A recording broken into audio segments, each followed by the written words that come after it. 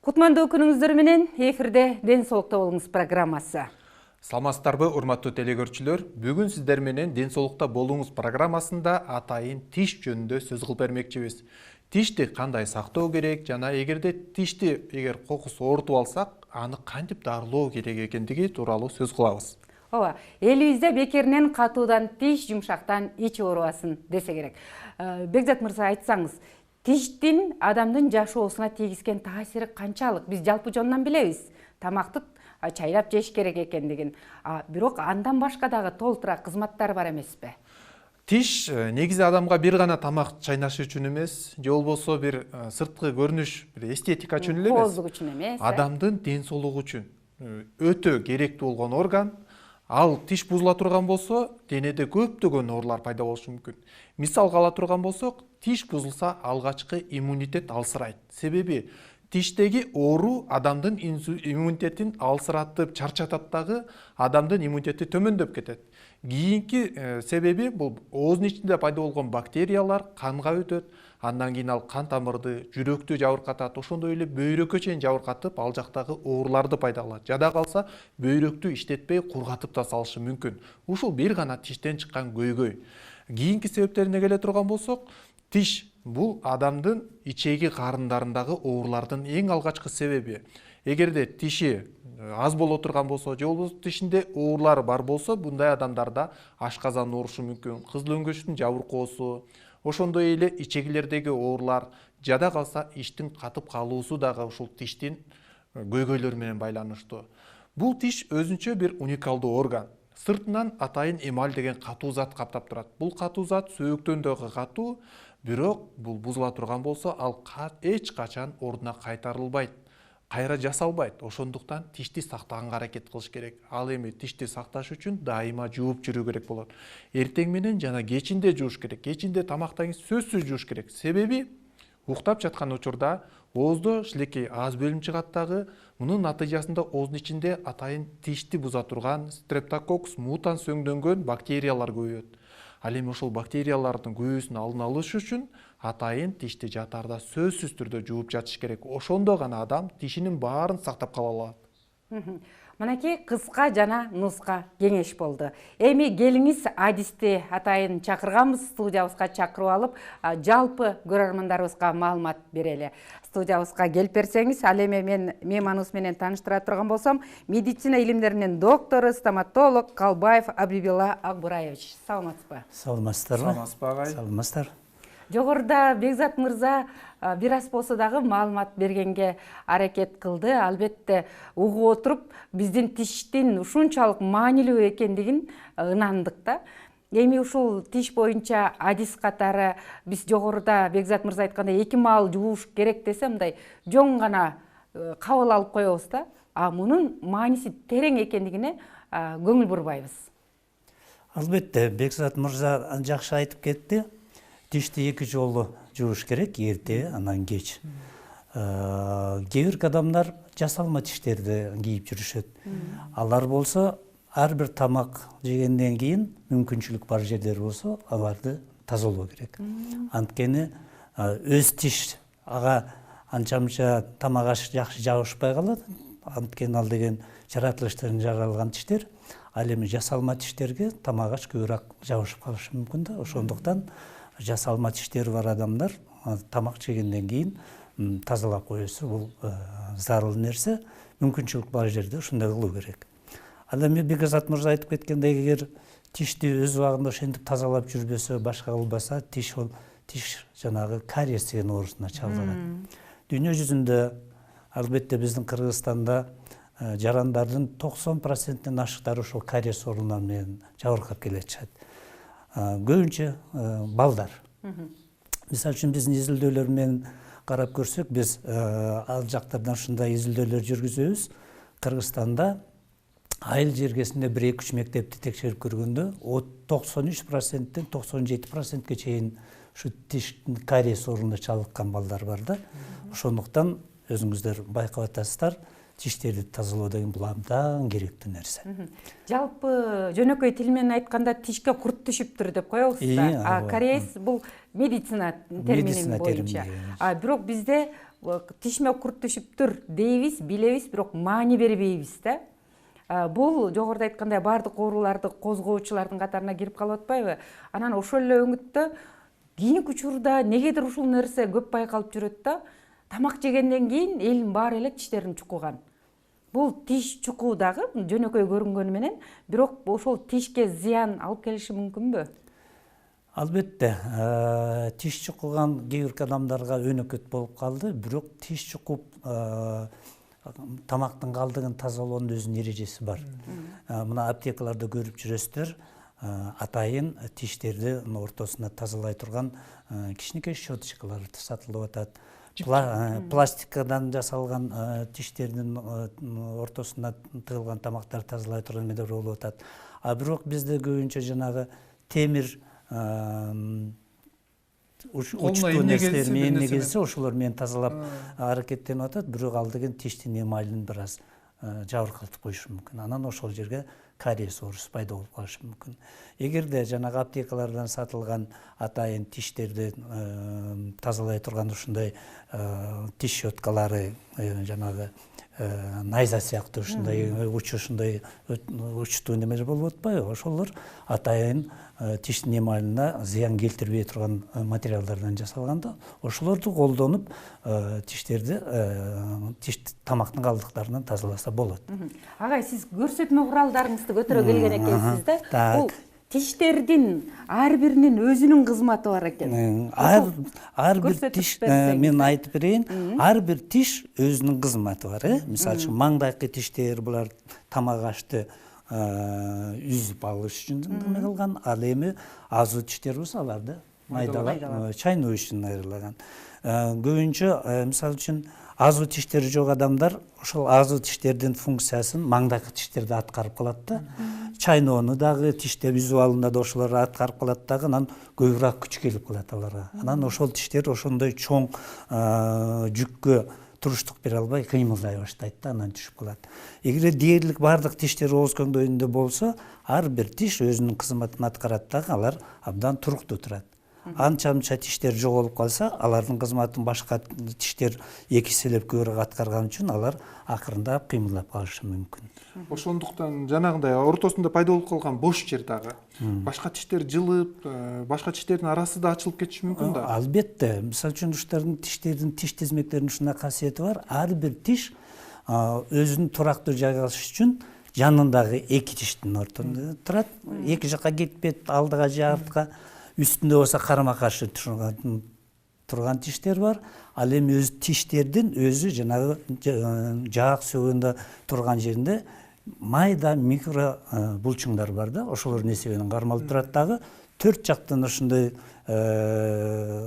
дал келишкен күчтөрдүн негизинде алар эки жакка жылбастан өз ордунда турат.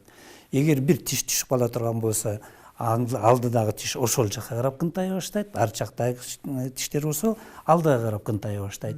Эгер карама каршы үстүндөгү тиши жок болуп калса, тиш ошол жакка өсө баштайт. Өсүп же үстүнө түшүп кетет. Же болбосо үстүнкүлөр ылдый карап түшүп баштайт. Ошондуктан бул деген ушул жаратылыш ушундай кылып жараткан, ушундай тең салмактуулукта болуп турат. Агай, ушул жерден айтсаңыз, бүгүнкү күндө өтө мода болуп кеткен нерсе бул тиштерди жанагындай коздоп, ордуна келтирүү, брекет деп коет эмеспи? Тиштердин баарын тиздейбиз деп, анан кээ бир адамдарда баш оору ошондон кийин пайда болот экен. Кээ бирисинде жагы кырсылдап баштайт экен. Буга кандай көрсөтүү болуш керек? Мисалы үчүн баарын эле жасай бергенге болобу, же кээде туура эмес болуп калышы мүмкүнбү? Жок, ал брекет деген бул баардык оорулардан, тиш ооруларынан, баягы тиштердин туура эмес чыккандарынан панацея эмес ал.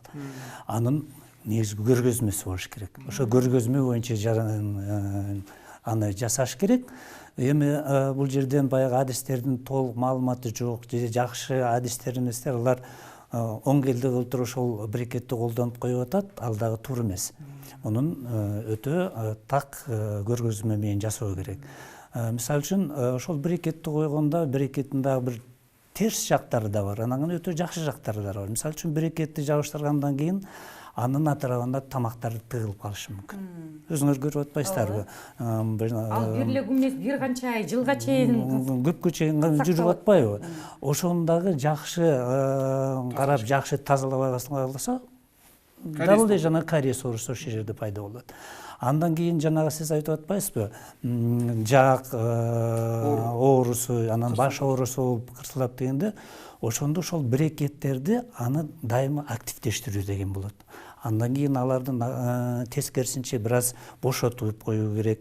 Кээде ушундай адистер катачылык кетип калган үчүн абдан катуураак бурап, катуураак ошол тиштерге катуураак басым бере турган болуп калса, албетте ооругандар болуп калат. Андан кийин кээде тиштерди ордунан жылдырып баягы тегиздей издегенде алдыңкы тиштер менен үйдүнкү тиштердин дал келишүүсү бузулуп калат. Эгер ушундай кескин түрдө дал келишүү бузулуп калган болсо, ал мынау бет жаак муунуна дагы сиз айтып атасыз, кырсылдап калып атат. Ошого дагы залакасын келтириши мүмкүн. Ошондуктан бул брекетти коюуда абдан кылдаттык менен, көргөзмөсү менен гана коюу керек. Себеби канча жаш кезинен баштап, тиши чыккандан баштап ал жаак калыптанган да. Албетте. Балким ошол жаак ошол тиштерге ылайыкталып калыптанып калган да. Анан кийин 30га чыкканда, 25ке чыкканда анан өзгөрткөндө ал баш жаактарына чейин таасир берет экен да. Таасир берип калышы ыктымал. Андан кийин карабайсыздарбы? Сиз айткандай, мисалы үчүн бир тиш чыгып, баардык 32 тиш чыкканга чейин канча убакыт өтүп атат. Анан бизге барып эле мына тез аранын ичинде муну түздөп бер, тегиздеп бер деп 1 жылдап, 2 жылдап туруп тегиздеп койгондор убакта дагы кээ биркилер шашылып туруп тезирээк ошону тегиздейм деп жанагындай көбүрөөк басым берип коет да. Ошондо жанагы сиз айткандай бир аз осложнение деп коебуз, эми баягы кандай кесепеттерине, зыяндуу кесепеттерге дал калышы мүмкүн. Анан агай айтсаңыз, мурда протезди мындай жашы улгайгандарга же кийме тиштерди жашы улгайгандар кийет эле да. Азыр негедир бул курактагы жашарып бараткандай да. Анан азыр замандын баягы өсүп өнүгүп турган учурунда бул кийме тиштердин же протездердин тиштердин дагы түрлөрү көбөйдү. Бул тууралуу дагы баарыбыз эле биле бербейбиз. Биз барганда дароо эле акчасын сурайбыз да. Канча турат деп. Канча турат? Менин каражатым жетеби деп. Бул албетте бул биринчи маселе. Бирок ошондой болсо дагы рас жасатканга жараша өзүнө туура келеби, ден соолугуна пайдалуу деген нерсени дагы ойлонуш керекпи дейм да, сиздин алып келген каражаттарыңызды карап отуруп. Сиз абдан жакшы маселени козгодуңуз. Тилекке каршы биздин жарандар кандай тиш, кандай жасалма тиш керек экенине жакшы маани беришпейт дагы. Келип алып эле ошо көргөзмөсү болсо дагы, болбосо дагы мага мынандайын кылып бер. Эле акчалуу бир жанагы кишилер келип алып туруп, мага деген цирконийден кылып бер, же болбосо мага тигиден кылып бер, мындан кылып бер деп айтышат. Бирок ошого көргөзмөсү болуш керек. Эгер көргөзмөсү болбосо андан жасоонун кереги жок. Андан наоборот биз мындай терс таасирин алып алышыбыз да мүмкүн. Мына биз айтып кеттик, жана абдан кеңири таркалган кариес оорусун, биринчи баштапкы кариес оорусун жанагы чирип калган эмальдарды тазалап туруп, жанагы пломба дегенди коет. Кээде тиш абдан көбүрөөк жабыркап калганда пломбаны койгонго да болбой калат. Анткени ал пломба токтобойт ал жерге. Ал убактарда анан тиштерге каптамай, жана коронка деп коет, каптамай тиш жасаганга туура келет. Андан кээде ошону жасаганга да туура келбей калганда тиштер кээде жулганга туура келет. Андан кийин жана айтып кетпедикпи, кариес оорусунан кийин эле пародонтит, анан пародонтоз деген оору бар тиштин. Алар бир да кариеси жок жүрүп эле мындай кыймылдап туруп тиштер түшүп калышы мүмкүн да. Ошондо андан кийин түшүнбөй туруп кээ биркилер андан кийин мага мындай кылып бер, андай кылып бер деп кээде ушундай маселелер козгоп калышат да. Ошондуктан мен бир аз кыскача айтып кетейин дедим эле. Мисалы үчүн пломбаны койгондо болбой калганда аны ошол тишти үстүн жасалма коронка же болбосо тажичасын жасоо керек да. Алар ар түркү материалдардан жасалат. Акыркы жылдары мисалы үчүн көбүрөөк таркалып кеткен металлокерамика деген неме бар. Мына мисалы үчүн мына металлокерамика протези, бул металлокерамика деген ичин карап атпайсыздар, ичинде кара, бул металл куймасынан жасалган. А бет маңдайы керамика менен ширетилген да, керамика жабыштырылат. Бул деген бул тиштин сырткы көрүнүшүндө жакшы дал келет, андан кийин механикалык жактан дагы бышык. Так, эгер жанагы пломба турбай калганда ушундай металлокерамика коронкасын кийгизсе болот. Так, андан кийин акыркы жылы мурда мисалы үчүн азуу тиштер көрүнбөй калган болсо, тиги төрк азуу тиштерге жөн эле ушул металл куймасынан жасалган коронкаларды жасаса болот да.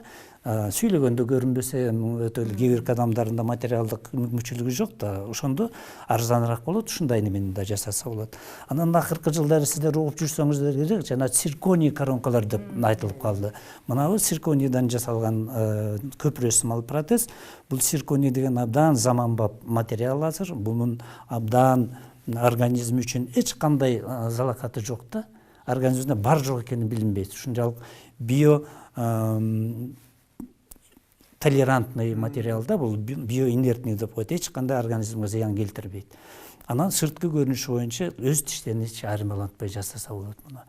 Так, кебетеси, түсү, анан анатомиялык түзүлүшү боюнча өз тиштерин айырмаланбай жасаса болот.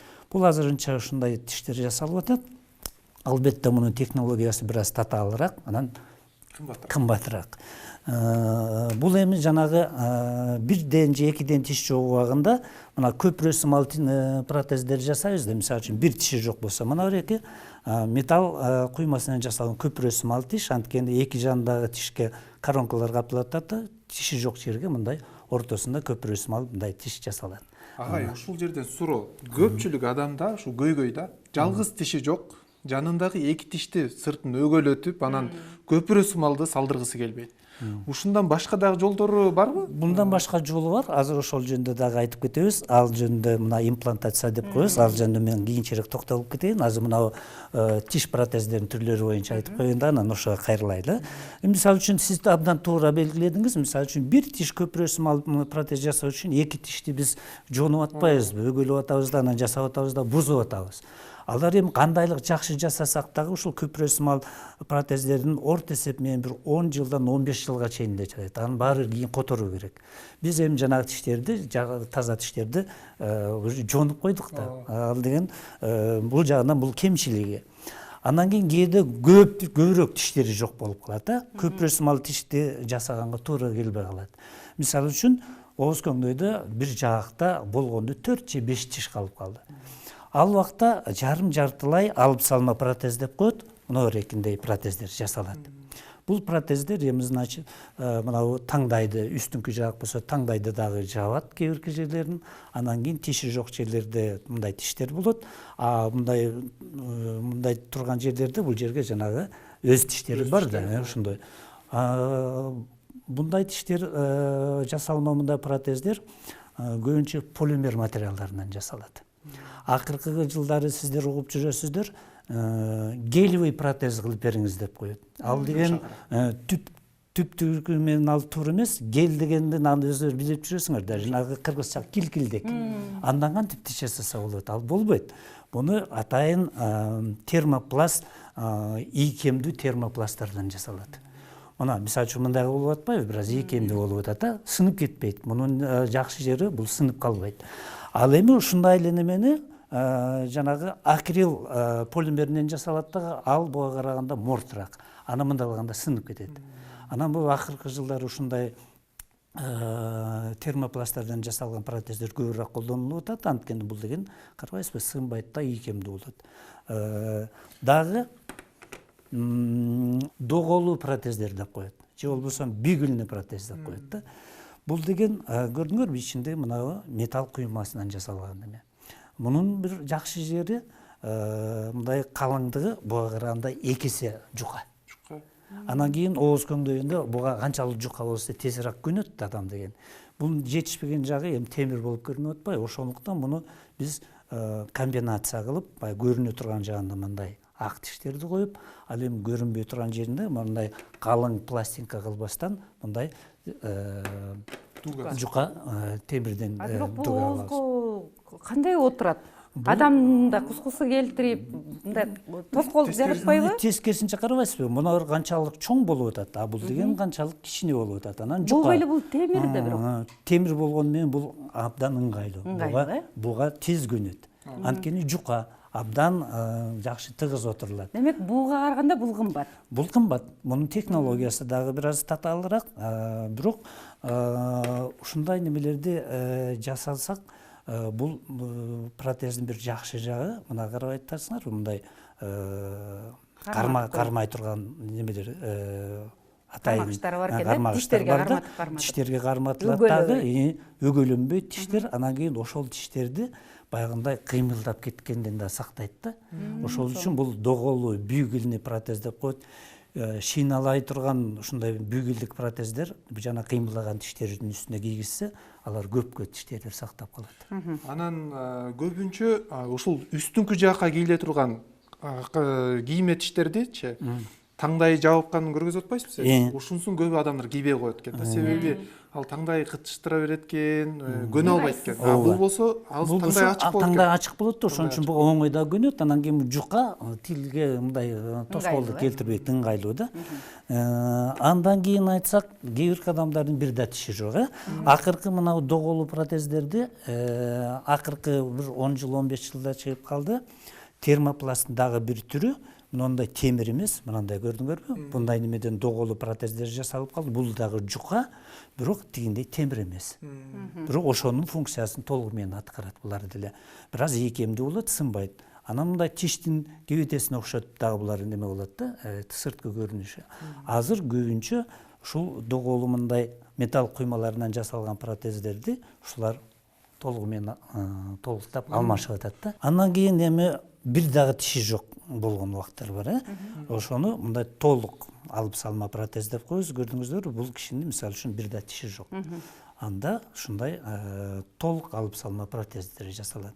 Толук алып салма протездер дагы акыркы жылдары мурда деген акрилдик полимерлерден гана жасалчу, азыркы убактарда мынабу термопласттардан да жасалып атат да. Термопласттардан эмне үчүн жасалып аткан булар гипоаллергенный. Булар аллергия чакырбайт да. Ал эми жанагы акрил полимеринен жасалган протездерди кээде кээ бир адамдар аллергия болуп калат. Анан токсикалык дагы таасир берип коет да. Ошондуктан акыркы жылдары мына бареки албетте жанагы термопласттан жасалган, заманбап материалдан жасалган толук алып салма протез. Жана сиз айтып кеттиңиз, кечирип коебуз, эгер бир эле тиши жок болсо, ошол жандагы тиштерин өгөлөткүсү келбейт деп. Туп-туура маселе. Мисалы үчүн чет өлкөлөрдө, өнүккөн өлкөлөрдө бир тиши калса, бир тиши жок болсо, жандагы тиштер жылып кетпеш үчүн, анан аларды өгөлөп көпүрөсүн алып протез жасабаш үчүн импланттар тыгылат. Мына имплант жөнүндө мен бир аз кабардар кылып койсом, мисалы үчүн бул эми мына көлөмү чоңойтулуп алынган, чтобы силер элдерге көрсөтмө куралы катары. Имплант өзү азыркы заманда мына бурама имплант, же болбосо винтовой имплант деп коюп атабызго, эң кеңири таркалган ушул винтовой имплант болуп калды азыр. Эмне үчүн ал андай? Анткени бул неме эки немеден турат да. Мына көгөрүп турган бул негизги имплант. Бул сөөктүн ичине орнотулат. Мына мисалы үчүн мына сөөк деп койлу, жаак сөөк, анан бул жакка келип орнотулат да, ошонун ичине. Ана үстүндөгү саргайып турган биринчи операция кылып муну орноткондон кийин мына сары үстүндөгүсү жок болот. Ал деген мындан чыгарып алса болот. Андан кийин ошону орноткондон кийин бейтап 3 ай жүрөт.